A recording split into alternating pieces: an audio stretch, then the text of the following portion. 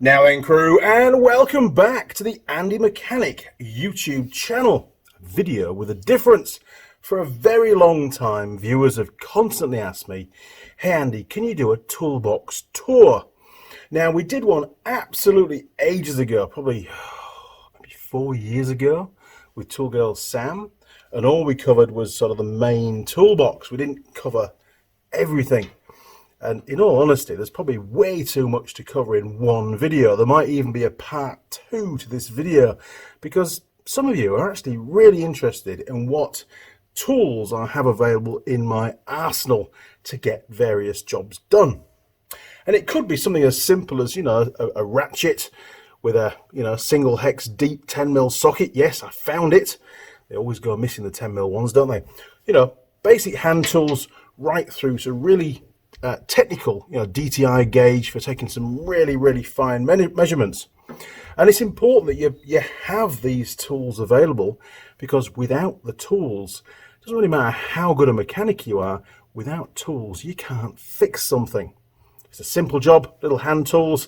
More involved job like an engine rebuild, you need stuff like this to take very accurate measurements and decide whether or not the engine, that particular component, is in spec, or if it needs some attention, like a rebore or a regrind on the crank. You just don't know until you measure it, and you've got to be able to measure it conclusively to get an accurate answer so you can make a decision. Anyway, we digress. This video is all about having a wander around the workshop and looking in some drawers. Here we go.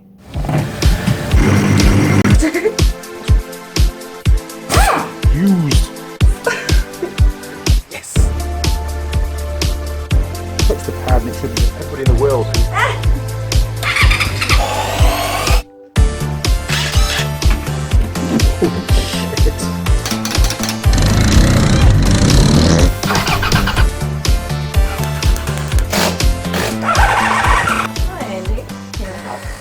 So, first of all, this is the main toolbox. It's the go-to place for all the regular hand tools that you're basically using all the time.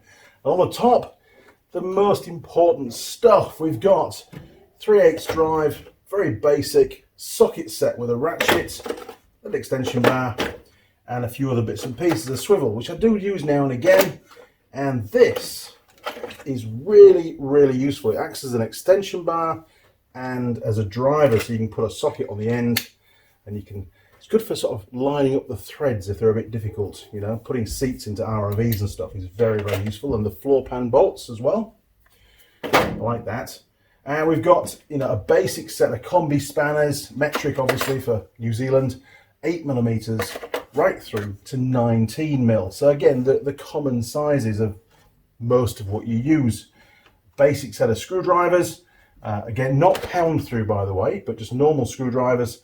Yes, they need a clean. Everything needs a clean. Ben's been in the workshop these last few days, and it's a bit grubby. There's grinding dust everywhere again because he didn't shut the lid on the toolbox. Again, some pretty, standard pliers. We've got a set of side cutters, always snipping zip ties and stuff. We've got some long nose or needle nose pliers that are bent to 45 degrees, and of course we've got the straight ones as well. Commonly used day-to-day basis.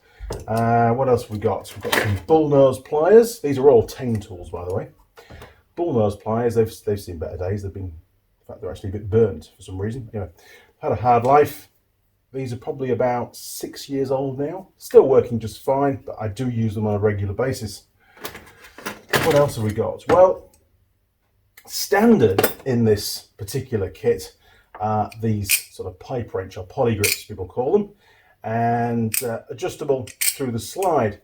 And then I spotted, not too long afterwards, the type with the button, so you actually move it down with the button to locate. So I got a set of those as well, and I use both sets every now and again. It's not a regular tool for me to use, but it's part of the plier kit, so it all lives together. What else have we got on the top? Well, let's take a close look in this random corner down here, because there could be anything in there. Well, first of all, we've got the snap-on wire strippers that Eric sent me from South Main Auto.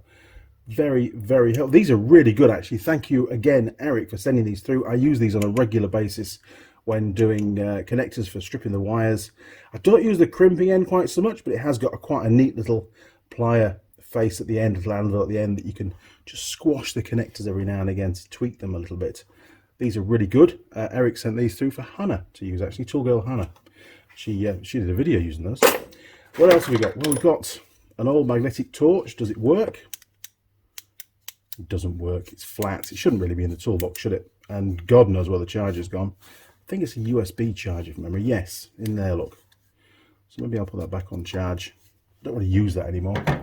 And we've got, oh, look at this. You can tell I haven't cleaned this for a while. A spooker's torch, which does work. It's not very bright, but it does work. I've used that for a long time. And, oh, I've got another torch here, look. Will this one work? No, that one's flat as well. Oh well, 1 out of 3. We've got, oh yes, a one-way valve of an air compressor. We've got a Rogue snap-on socket, which is an 18mm. That can go in my snap-on box, actually. And what else have we got here? 24mm, half-inch drive, bi-hex, shallow socket from Teng Tools. Just sat in the corner. Not doing a lot. And, oh, look at this. Wow. What's this? It's a 10mm 3/8 single hex shallow socket. Basically a direct replacement for that one. So I think what probably happened is I probably lost that, because all 10mm sockets get lost eventually. It'll go and walk about in the workshop. I'll have gone and bought a new one, and then I'll have found the original one. So we'll put the original back in there, and we have a spare in the corner. Other than that, what's this? Oh yeah, it looks like a reverse light switch or something off a gearbox. And some random nuts and bolts. Cool, pretty much a standard toolbox really. Right, I'll pop those back in there. Oh, look at that. Something's loose. It does work. Bloody hell.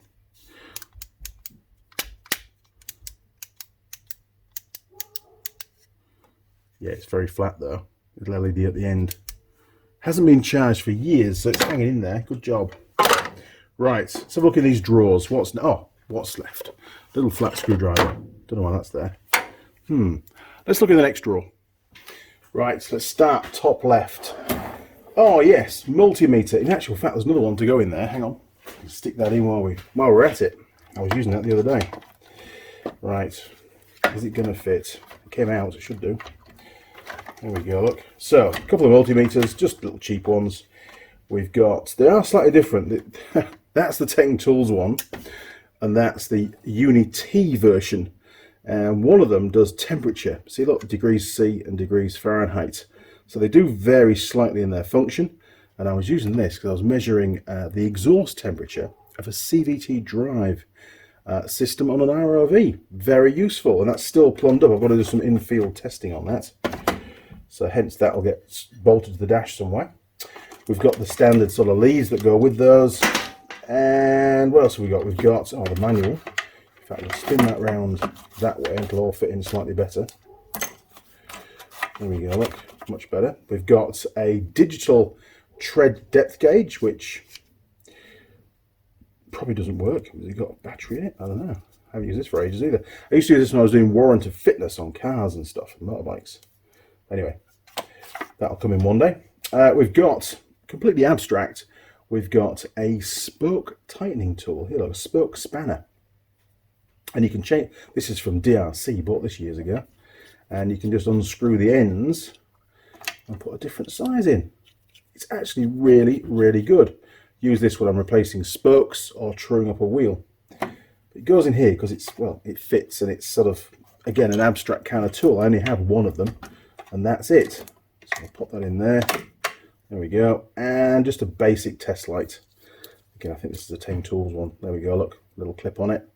Very, very useful, nice and compact. Good for field testing toolbox, actually, for the field toolbox. So I'll have to get one of those for my other box as well. Right, put the wires back in. It's always good to check your wires on a regular basis because they do break internally and they can give you false readings. So make sure you get new wires now and again. Right, in here, oh yes. Oh, look at that. Another 10mm socket. Wow, we've got loads of 10mm sockets spare. Well, we'll pop that one in with the other one. Right. So this is a little torque screwdriver, basically. And it goes up to, what have we got? Where's Newton meters? There we are, Newton meters. That's my language. It's on 0 at the moment, which is good. And it goes up to 5 Newton meters, because some little fasteners these days, they have really, really low torque settings, especially the hose clamps on quad bikes and motorcycles and stuff. The factory spec is often like 4 Newton meters, and this is quite a handy tool just to tweak them up. And it comes with obviously another little extension bar and a bit holder, which goes on there. Look, that's 1/4" drive standard. It goes on there, and you can choose whatever bit you want. So I find that very, very useful. Don't use it that often, but very useful when I do. Really. Right, other top drawer, we've got some deep 3/8 drive sockets.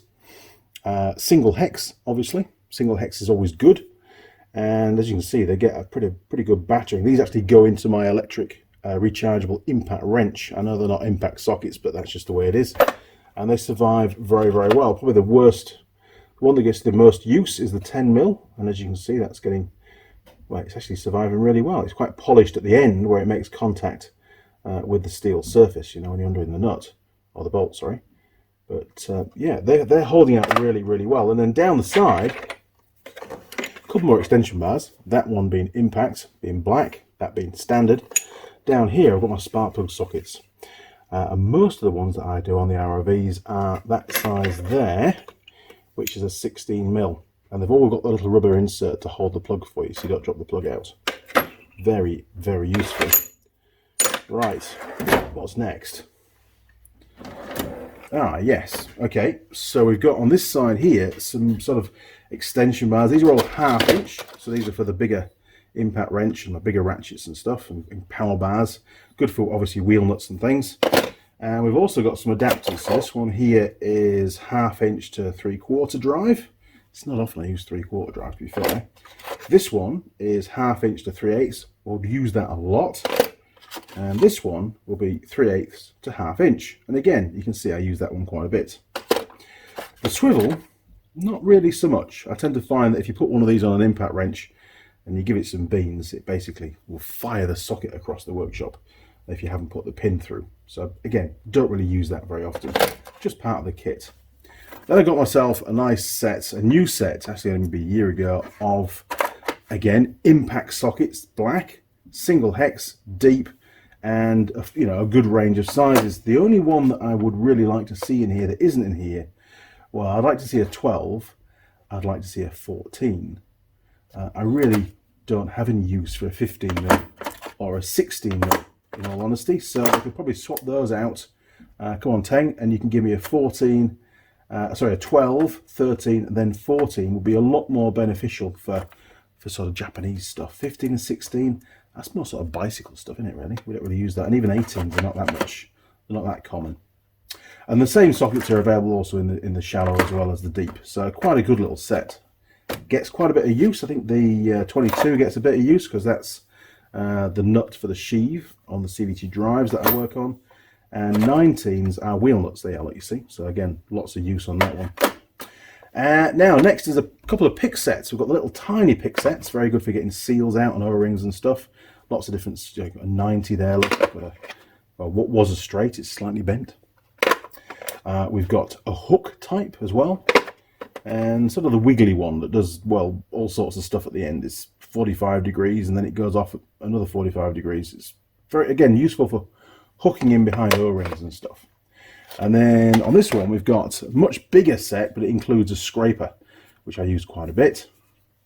And quite a bit of force behind that. And these ones here, well, that one's not even been used. Look, brand new, pointy one, quite dangerous. I'll be stabbing myself with that one day. This one I've modified. Now this one here, I modified the end, and it's now just, it's like I put like a almost like a chisel type end on it. And I use that for scraping out the grooves in calipers where the dust seal sits to get all the crap out of there. And it's really good because you can get lots of leverage on it and it doesn't take very long to do the job. I used to use a scriber, it took me ages. This is really, really useful, but I did have to modify it slightly. And this one, well, never used it. It's Captain Hook, maybe? I don't know. Yeah, one day it'll be have a purpose, but today I never use it. Now, the next drawer down, chisels and punches and center punches and stuff. Very, very useful. Mrs. Mechanic uses quite a few of these for actually getting rid of welding splatter. Just tapping them off with these, and obviously for getting out roll pins and stuff as well. Very good for that. 3 different size center punches that I use a lot when I'm doing fabrication work. And you can see that that one there is quite a bit shorter now because it's been cleaned up a few times and repointed. That chisel, really, really good again for getting off welding splatter and stuff. It's quite a nice light one to use, and you can see it's had some grief because it's getting burned over on the end. What else have we got? That one there, look, nice and flat. I sometimes use that as a scraper as well, believe it or not. But super sharp, and it's actually sharp like a knife. It's that sharp. Yes, wear safety goggles. And we've got a couple of other ones. This is probably the second beefiest. That's look at that. It needs tidying up, doesn't it? Obviously, I was giving it some jip one day and it fought back. Yeah, that one's not too bad. Very useful though. Good to have those around. These are the Allen key version of a socket. Again, 3/8 drive and 1/2 inch. So you've got both, depending on how much torque you're putting through it, and obviously access as well. The short ones are really good to get in. I tend to use 5s, 6s and 8s mainly on these. So 5s are very common for me to use. 6s again for steering handlebar clamps and stuff like that, if they're an Allen key head, a cap head. 8s and sometimes a 10, but you can't really see on there. It's only on a plastic cap, so yeah. Again, very useful, super strong, and I've put lots of torque through them. They haven't started to twist yet either, which is good. And over here, I find this one very, very useful. This is like an adapter set, again, where you can convert from 1/2 inch to 3/4. Look at this one. 3/4 to 1 inch, really? Not for me, too big. That one's quite useful. That's 3/4 to 1/2 inch, so that would work on the big windy gun, but it's not impact, so you've got to be careful. Yeah, so lots of different adapters, super useful actually. That 3/8 to 1/4 drive I've used an awful lot. Sort of a go-to adapter really. And down this side, just for your bits, to hold your bits, we've got a lock-in bit holder, we've got magnetic bit holders, and again we've got we can convert our fit sockets to the drill as well if we need to, using these ones here. We've got 1/2 inch, 3/4 and 1/4 inch, and there's another 1/2 inch, 3/8 and 1/4. We've got another 3/8 there and another really shallow 1/4 inch drive. Super useful, good little set to have. And in there, what else have we got? Oh, we've got, again, I just tend to sort of, things migrate into various areas in your toolbox. Just some more bits. Now, the next drawer down. It's going to be a long video, this, isn't it? The next drawer down, an array of stuff. We've got pound-through screwdrivers. They have the little metal bit on the end, and that runs all the way through the handle, and these get some serious abuse. You can see by all the battering marks around the top. That one has actually broken its tip, but that would have been my fault. I've been using it as a lever, like a pry bar, and snapped it, so I'll need to reface that. But they don't really get used for undoing screws as such. They're just really levers. But again, very useful. That one's hardly been used, look. That one's on my go-to. Right, we've got a selection of hammers in here. In fact, I think there's one missing somewhere. Where's it gone? Should be a smaller one. So we've got the big one, which I was smashing the hell out of something one day. Oh, engine casings, aluminium engine casings. And I kept catching the side of the case. Yeah, sorry. And that happened the day I bought this. So it had some serious abuse. That's my standard hammer. Use that all the time. That's the regular size. What else have we got in here? I've got a different type of 3/8 ratchet. This is one with a plastic coating on it as opposed to the one in the kit. So 2 different styles. This is the one I prefer, to be honest. But I keep this in the drawer just in case. We've got some smaller snips, a new pair of needle nose, little power bar, or cracking bar. Lots of different names for tools. The same thing basically, but with a swivel head and a ratchet. I find this really, really useful. I wish Teng would make that in a 3/8 as well as a 1/2 inch. Use this quite a lot now, and I've only had it about 6 months. I do like it very much. Another pair of bull nose pliers. Little tiny sort of pry bar-y thing, useful every now and again for certain jobs, or just a random set of Allen keys stuffed in there. Little small electrical screwdriver, again very useful, especially when doing, you know, mains electric stuff. I like that. A couple of larger spanners over and above what's in the kit at the top, so we've got a 21 and a 22. Again, need those, so they live in there for now. A couple of random screwdrivers, a little dumpy star, posi. What's this? What size is it? I don't know. Is it a 2 or a 3? I don't know. Anyway, it's worn off. But again, use that a lot. There's a particular screw hose clamp on the ROVs that I work on that you have to have that to get in. Otherwise, you're really struggling. This one, believe it or not, I don't even know why it's in here, to be honest. It's for wood screws in New Zealand. It's got a little square end on it for the wood screws. So there must have been a job that I was doing once that I needed that. Yeah, look, that's the spec there, look.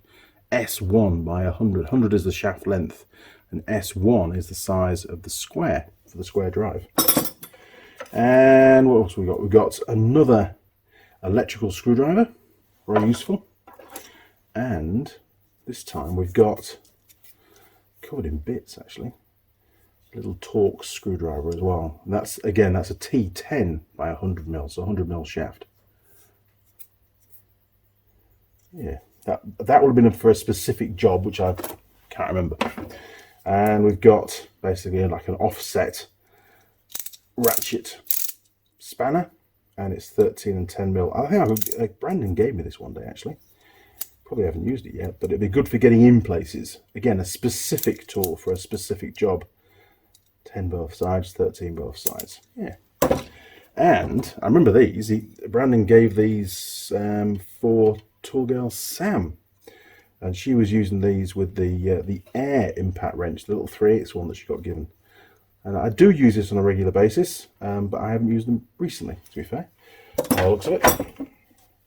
Right, let's put all that back in, and we'll migrate a bit further down to some more drawers. This is going to take ages, so probably grab yourself a cup of tea or a beer or a cider or something. Right, will that close? Yes, perfect. Wow, I think by the looks of it, we're going to be already 15, 18 minutes into the video, and we've covered just the top toolbox. And there's a lot of drawers in this workshop. Let's do a little wander around the workshop and give you an idea just on the extent of how long a video like this could take. So we've got a few more drawers to do on the main toolbox, and then start over in this corner here. Look, we've got one there. That one's mainly full of nuts and bolts, so that one shouldn't take too long to get through. There is actually some drawers behind those batteries. Let me go across that way there. You see, look right down the bottom. Yes, we're not going to go in there. I have no idea. But this is my old snap-on toolbox I bought many, many years ago, and it's probably the messiest. Well, it is definitely the messiest toolbox in the workshop. It's by far the oldest toolbox in the workshop, and I'm sure it's got lots of very interesting things in it to have a look at. Oh, and if you need the phone number of a radiator repair company in Scarborough, it's there, look. So it'll be 01723 362 624 Auto Cool. Hope the lads are still in business because they did a great job. Right. Oh, yes, more down here, look. Another roll cab hiding under the workbench. So that's more for screws, and we've got some power tools for the woodwork. So we'll delve into there, maybe on this video, maybe on another one. Who knows? And over here, starting at this one, look, we've got some more drawers there. Just panning across. Lots and lots of drawers to go at. Even some on the end there, look. So we'll do what we can. I think a part 2 will be called for. Right, let's crack on and have a look to see what's in these drawers here. Right, top drawer first. We've got, yes, my old Kennedy socket set. Now, I use this quite a bit because it's got some really good long extension bars in, which I need to undo, what is it, a caliper, one of the handbrake caliper bolts on the ROVs that I work on. And I double them up like that. And then it's got a nice swivel mount for the socket so you can jiggle it around and get it on. And that's the one job that I really use those for on a regular basis. Bought this probably, I don't know, 15 years ago. And when I first arrived in New Zealand, it was the only socket set I had access to, because I brought it with me in my car. Yes, I know. Lots of tools were in the car. Or maybe even I shipped it across in my personal belongings. I can't remember. When I first started work here in New Zealand, this was the only socket set I had. And it did a lot of work. And it's still going. Really, really good bit of kit. So you can see how worn the ratchet is from being on the bench so many times and the chrome's chipped off and stuff. But now it's done very, very well. I took the lid off the box just to fit it in a drawer because I used to go out, on one of the shelves, and it used to get covered in crap. But it's complete. Everything is still there, which is really, really good. I did also buy a Koken ratchet, little tiny sort of palm ratchet, 3/8 drive, again, and very useful for getting into places. And I use that quite a bit. It's stood the test of time very well. I bought that. One of my first tools that I bought here in New Zealand. Very happy with it. So there you go. We won't delve into too much detail. That's another socket set, and I do like it a lot. Now, also in this drawer, because it fits, we've got a little rechargeable Makita driver, and it's got a lock on it. There we are. Look, has a little light on the end. And I haven't used it much yet, but the more I use it, the more I go, wow, that's a useful little tool. It speeds things up. It really does, and it's good for on camera because again, things are fast. It doesn't take long to disassemble something, and a lot of YouTube viewers are quite impatient these days, aren't they? That's just the way it is. It's the nature of YouTube. Now, in here we've got 1/4" drive socket sets. So again, I think Brandon gave me this from Tang Tools ISL a couple of years ago, and I do use it a lot. You can see the ratchet's quite discoloured now, and it's coping quite well. I've had no problems at all with it. It hasn't required any maintenance. It's very good. And again, it comes with a range of sockets, again, judging by the colour. 8s and 10s are the most common ones, but I do like these little tiny sockets. They've got me out of trouble in the past. What we've got here, look, we've got a little tiny 4.5mm socket, single hex. Very, very useful for undoing 4.5mm nuts. And that one there's a 4. It goes right down. What's that one? Oh, these are Imperial. That's 3/16, look. Yeah, that's super useful. Comes with a few bits, and of course a little universal joint as well. Pretty cool. I do like it. And recently we gave one of these away, a slightly smaller kit, but the same 1/4" drive was given to Connor over in Portugal, Connor K. So it lives over there now. Good job. All these bits in these boxes are basically leftovers from other socket sets I had in the UK that I brought with me but weren't complete. There were bits missing, so we chucked all the bits into a box, and sometimes, just every now and again, when you need something, you can find it in here, or you might break one. These are sort of disposable, so any dodgy sort of jobs that could break the tip, I tend to use these as the first port of call to protect my socket sets. Same again, lots and lots of sockets. Jeez, that's tight. What brands have we got in here? There'll be all sorts of stuff in here. I think that's unbranded. What's that one there? Look. Oh, look, Silverline. Yeah, I remember we had a few Silverline socket sets. Very, very good. What's that one there? Look, is that a Silverline again?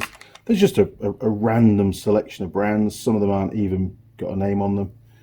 But again, really useful, especially if sometimes you've got to machine one down because it's a little bit too long or whatever. These are like disposable. You're not going to damage your main socket sets. But again, don't go into those very often, but very useful when you can. These are basically Allen key type sockets. And again, what brand are these? Oh, Brittle, look at that. I don't think Brittle's around anymore. But they're really good. I remember buying this set. What's that one? That's a Guido. That'd be another Guido because it's got the knurling on it. What's that one? Another Brittle one. What's these older ones here? Look. Guido again. So again, useful. Some of them have never even been used, look. They must have come as a set and we'll have got them for a specific reason in England. But again, they're there and they can be used. And it fits nicely in that little gap. Oh, and this is a socket set that I brought from England. We had a few of these. I think these were in our little patrol vehicles, or in the quad bikes maybe that we had. And on here, you can see it's a bit of a random assortment of what's left. The ratchet died many, many years ago. But again, we've got quite a nice selection of bits in there. Look at that, even a driver bit that's broken. Jeez. But yeah, very useful. Hate to throw it away. Eventually, when I run out of space, all this lot will end up in those boxes probably. And I'll get rid of the box. But for now, it's got pride of place. It's got me out of trouble many, many times with that. What else have we got? Right. Oh, yes. Jim Haynes sent me these across from the US. Now, these are made by Gear Wrench. There's a couple of them. Look, you see, Gear Wrench. Super fine, 120 tooth. Can you hear that?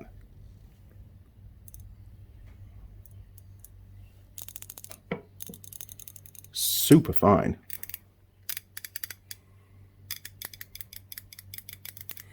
Do like these. Again, don't have to use them very often because they are very long handled. But they're good for reach. It's not designed for leverage or leverage, as the Americans call it, really. It's more for reach to get in places. And especially the little 1/4-inch drive one. Absolutely. It feels so nice to work with. Very, very happy to have those. Again, you'd sort of class that as specialist stuff, really. It's not a daily use thing, but it is there when you need it. And that's, you know, it's like a luxury, really, isn't it? Some little dumpy combi spanners. 10 tools again, obviously 19 that one. There's quite a selection. Again, very useful for getting in places if space is restricted. And of course, yes, I do have a set of ratchet combi spanners. Very, very useful. I did do a video years ago on doing the water pump, I think it was, on a Ford something or other. And I was working on site, so I was very limited with the tools that I had. Didn't have my ratchet spanners with me. Was doing a job that took ages with a normal spanner. And if I'd had $1 for every comment that said, Andy, you should be using a ratchet spanner, it would have paid for these, believe me. Now, I spotted these a while ago, so I bought a set. These are like sockets, but on the end of a spanner, you know, on a bar. And a bit weird, but actually quite useful, you know, again, for certain applications. So decided to get myself a set of those. Do like them. Get them right around, and there we go, look. Very cool. And what's left? Well, obviously, circlip pliers. You've got to have a selection of circlip pliers, you know, to undo circlips, basically. Very useful. Had a hard life. Done lots of work. Been abused, as always. I think one of them was actually broken somewhere. Yes, that one there. Look, I broke it. I have to replace that at some point. Brandon, if you're watching this, I need another set of those. Look, there's your part number. Wonderful. Is it going to focus? It might focus. There we are, look, there's your part number. Okay, so yeah, you know, you need a few different types. Little ones, big ones, inside-y ones, outside-y ones, you know. They push the circlip open, so they're like an external circlip. And then this one here will be an internal that'll pull the circlip inwards. But, you know, you need lots, and they need to be good quality because you can break them otherwise. Right, let's move the camera a bit and see what's next. Right, 1, 2, 3. I think with this one next. Yes.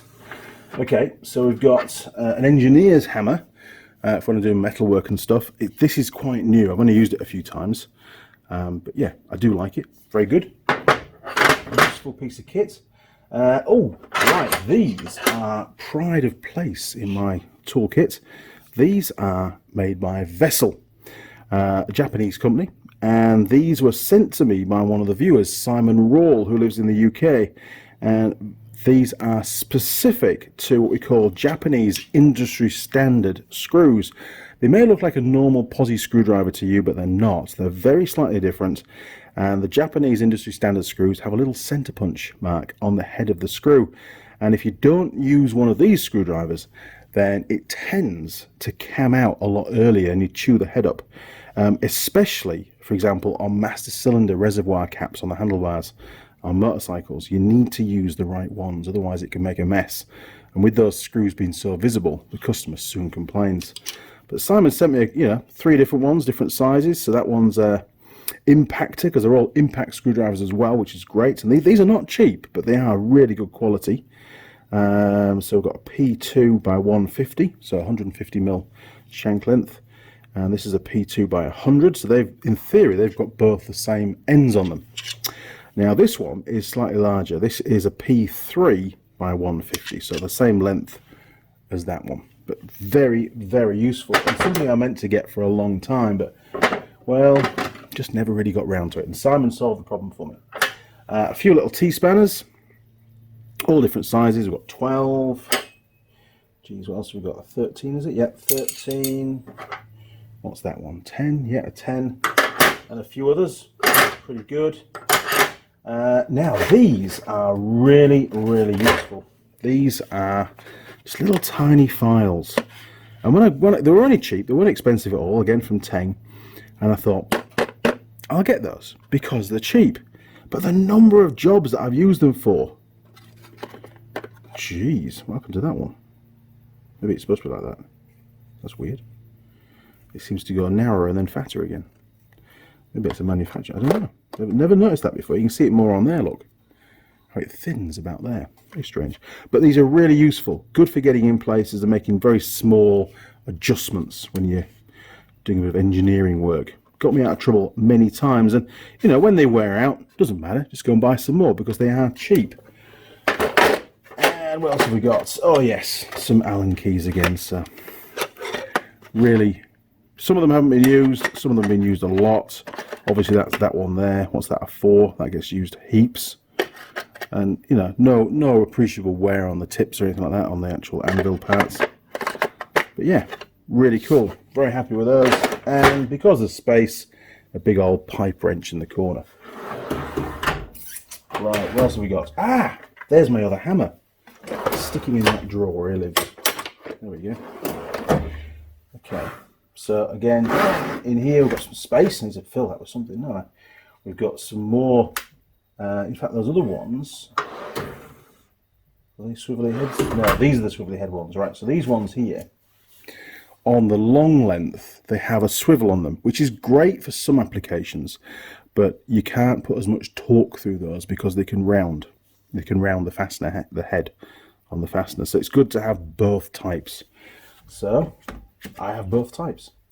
And then these ones are a Torx bit. There, look, you see. It's amazing how many vehicles have Torx bits on now. And it's got the little hole in the bottom as well, the security Torx, they call that, don't they? So we've got a set of those. Again, metric, because we are metric. Right, I'm going to move you down a bit more. This is my Makita, rechargeable Makita drill. So in here we've got my old Makita drill, which is a BDF 456 by the looks of it. This has done a tremendous amount of work. In the UK, we used to buy a new Makita drill every 2 years because we used to wear them out. And they used to wear out on the bushes up here, like on the drive. And the brushes sometimes would wear out too. This one's done lots of work. It's nice and light, and it's still quite powerful. And Mrs. Mechanic uses this a lot. Very, very cool. In fact, we'll take the battery out because we don't normally store them with the batteries in. Ben's been in the workshop. Now, what else have we got? Well, we've got two of these. These are the 3/8 rechargeable impact wrench, the DTW 180s. And they're 3/8 drive, and they do forwards and reverse, and they're really, really good. Obviously, twin LEDs on the front as well. And you can adjust, in fact, it's on low at the moment. You can adjust the power. There we are, look. A bit more power now. So we've got an older one. And we've got one that's a bit newer as well, which is actually quite handy to have two, because Mrs. Mechanic uses one and I use one, and she always goes for the clean one. She likes that. But I don't think they've changed much in the design. I think they're identical, really. Yeah, DTW 180, exactly the same tool. This one went for a swim in some oil. When tool girl Lily was doing her car, she dropped the hole. I think it was Lily, dropped it in the hole in the oil pan. Yes. It might have been Sam. Might have been Sam. Can't remember. It might have been Lily or Sam. One of the two. They drowned the whole thing in the oil, and I had to give it a good clean out. Still works strong though. And they're not cheap tools of Makitas, but they are really, really good. I do like them. And the thing with power tools like this, rechargeable power tools, is once you've started with a particular brand, you tend to stay with them because you can keep using the batteries between all the tools. The last thing you want is lots of different brands of battery as well. Now, this is the new drill, and I bought this for Ben for one of his Christmas presents, and it's a DDF481, up to 13mm drill size, just like the other drill, but this one is brushless. Should say on it somewhere brushless, because I like to promote that, don't they? Brushless, yeah, there we are, look, BL, brushless motor. It's quite a bit heavier. It's very powerful, but it is a bit heavier. So after a while, your arms get a bit tired, and that's one of the reasons why. If I can compare the two, look, you can see the difference in size. This is quite a bit smaller. So when you're doing lots of small drillings, or you know, putting screws in and stuff, this is actually quite cool because it's nice and light. But this one, more powerful. So it's good to have both. One day Ben might take this away, but he'll need to buy some batteries first because he hasn't got any batteries. And it's quite a lot noisier. You know, that's actually quite loud, isn't it? Right, what else have we got? Well, we've got a fair few batteries. This is the one that I repaired years ago, I think it was. I don't think it even works, to be honest. Let's have a go. Oh, it does. But it won't last very long. Probably wants to go in the bin. I have to dispose of that in an environmentally friendly way, I think, won't I? But it's only a, what is it? It's only a, doesn't even say what amperage it is, does it, on there? Oh, 1.3 amp hour.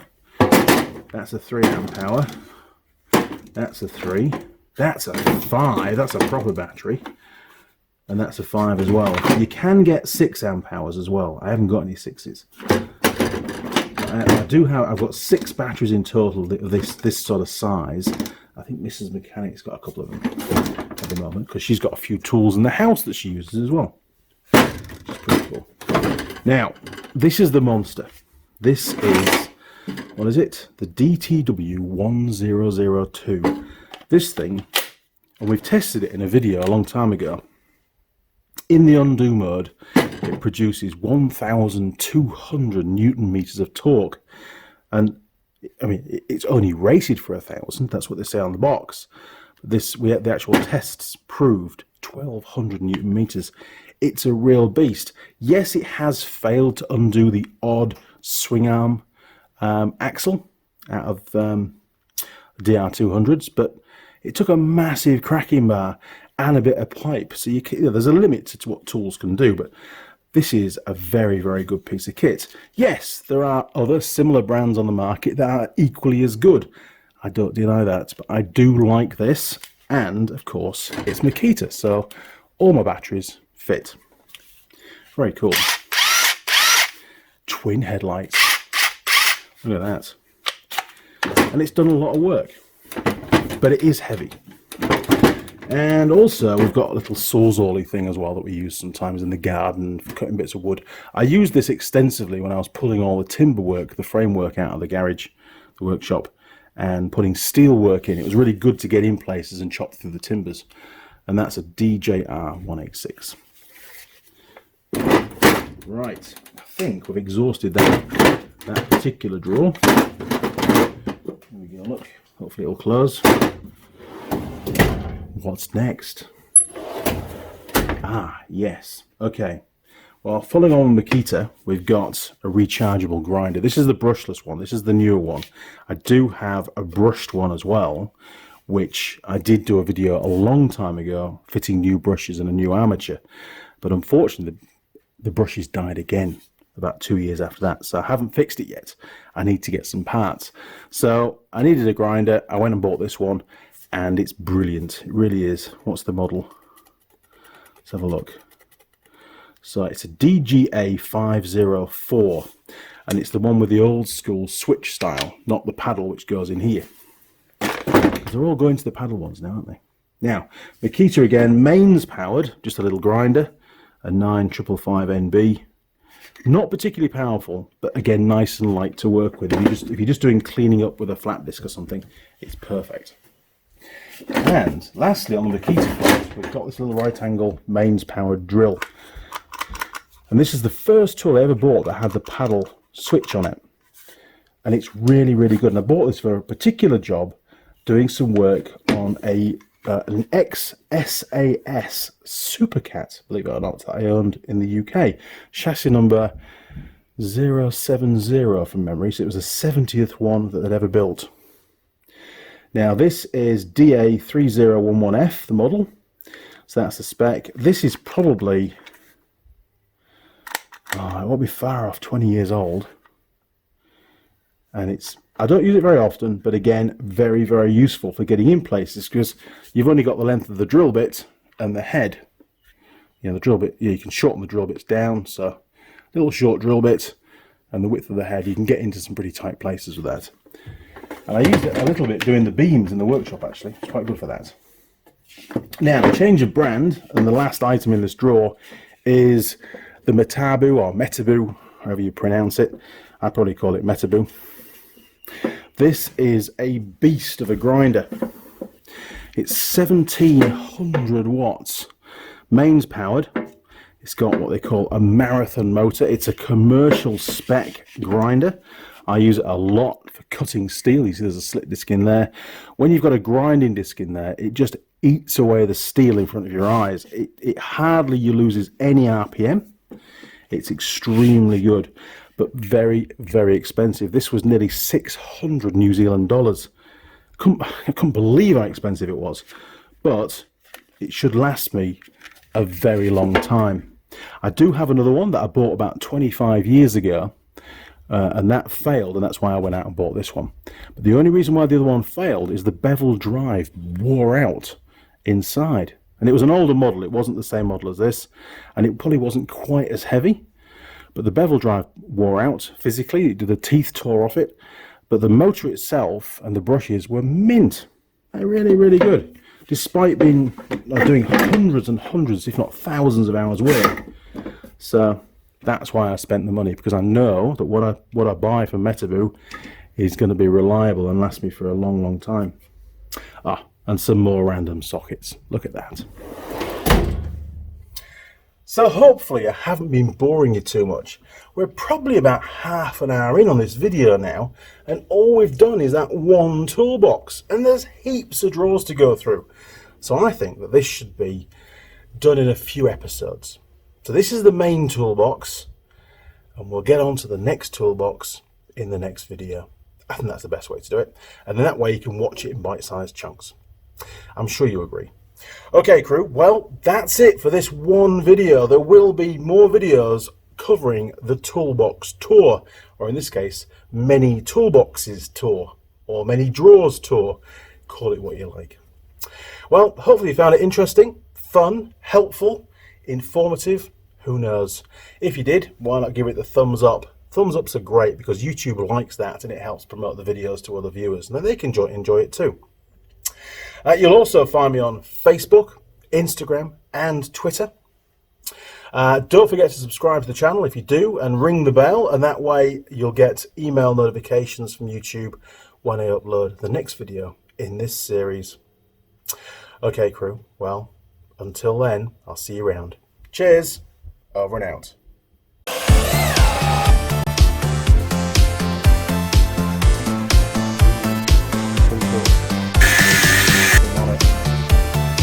And we get the flip again. Oh,